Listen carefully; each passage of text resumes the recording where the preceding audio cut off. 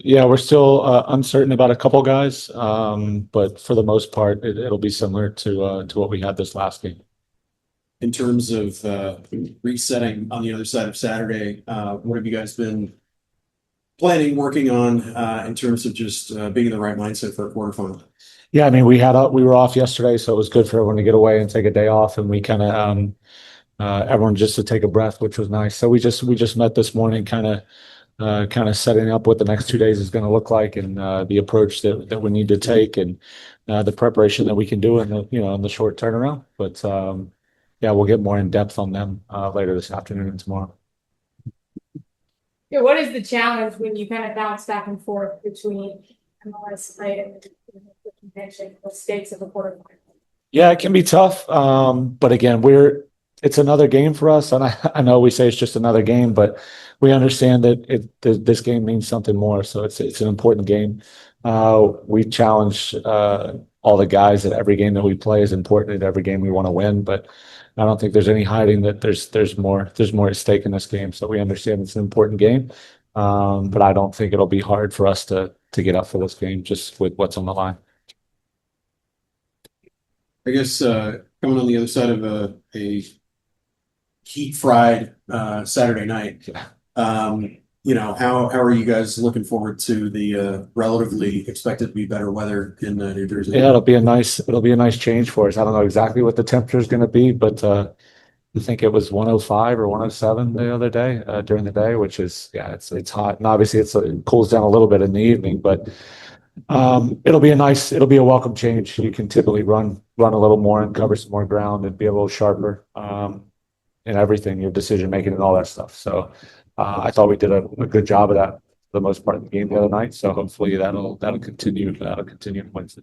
You said that you always look to just the next match, but look at a rotation, and with the understanding that you guys are flying to Harrison and flying from there to Portland. Yeah.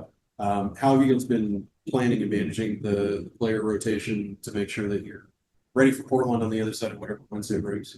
Yeah, it's tough because you kind of have to go, ahead and then work backwards from there. And we obviously looked ahead to the quarterfinal and worked backwards from there. I thought you saw a lot of rotation. We played in Seattle, and it allowed us to have fresh guys for this weekend. And then, we should be in a good spot for everyone to be decently fresh on Wednesday, especially since we had the extra day in the turnaround. It's not a Wednesday to Saturday, a Saturday to Wednesday. It's typically a little bit easier. You get that extra day. You get that 72 hours for that turnaround. So we've kind of set it up so that we should have everyone available and as fresh as they can be at this point, ready to go on Wednesday.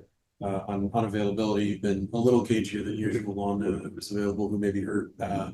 Is a piece of that making sure that you're not giving Toluca more than they need before Wednesday? Yeah, maybe a little bit of that too. We're getting guys back in the mix now. Obviously, Mikel, and John Bell, those were the two that were out and not available through injury. They're obviously back in now, which is good. And then Owen, we're still uncertain if he'll be available for the game, but we'll see.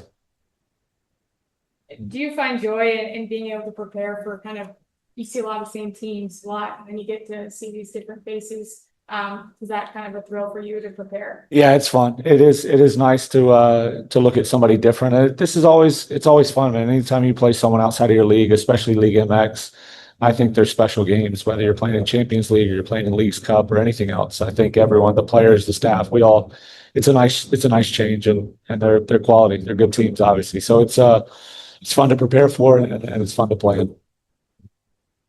I guess without divulging the contents of tomorrow's press conference, are you looking forward to whatever major announcement might theoretically be happening? Yeah, whatever that announcement is, I'm looking forward to that. I think we're all looking forward to that. I think it'll be a good announcement. Exactly what it is, I'm not certain right now, but I'm sure we'll find out tomorrow. How do you feel about the leadership reorg that Andy Loughnane talked about putting into place when he ascended to CEO? How do you see the pieces coming together? Even though, understandably, we're not getting full insight into what all that entails. I think all the pieces will come together in a good way, and Andy obviously does a great job and has done a great job for a lot of years with this organization. And I think the way things are moving, everything's moving in a really positive direction. I do believe that, and I think there's a big future for the club. And I think with the changes that are happening now and the reorganization of things, I think it's gonna make for a bright future. One thing that at least is on the website, former player Ethan Finley as director of strategy. What does he contribute to the sporting side of the club doing that? I mean, Ethan is he was obviously an important player for us. He's been here for a long time. He was in the league for a long time. His insight and his knowledge about the league specifically is obviously super high. And Ethan's sharp. He's a competitive guy, and he's taken sort of that personality that he showed on the field, and he's brought it over here to the other side of things. And he'll be nothing but an asset for this for the group moving forward.